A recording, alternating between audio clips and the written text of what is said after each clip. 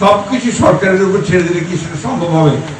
প্রত্যেকটা মানুষকে সচেতন হতে হবে, তার নিজেকে পরিবর্তন করে আনতে হবে, তার নিজেকেও আপনার নাগরিক হিসেবে গড়ে তুলতে হবে। আমি যদি নাগরিক না হই, সিটিজেন না হই, আমার দায়িত্ব পালন না করি, আমি ময়লা যেখানে সেখানে ফেললাম, আমি আপনার বর্জ্য ফেললাম, এটাও আমাদেরকে কিন্তু পরিবর্তন, মাইন্ডসেটের পরিবর্তন আনা দরকার, তাই না?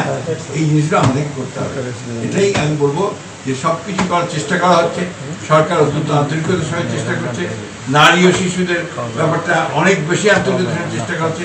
আইন পরিবর্তন করা হয়েছে, আপনারা জানেন যে একেবারে মৃত্যুদণ্ড পর্যন্ত দেওয়ার ব্যবস্থা করা হয়েছে, সেই কাজে আমরা করছি।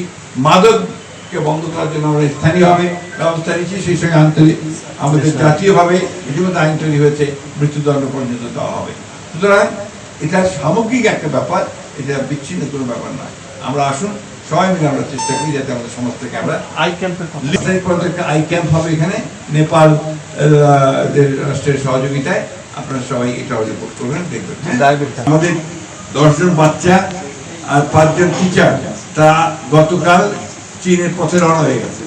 তারা 10 দিন চীন ভ্রমণ করবে, 10 দিন পরে আমাদের থাকবে বাচ্চা। এটা হচ্ছে আবার তারাও আসবে, ধীরে ধীরে সবকিছু হবে ইনশাআল্লাহ।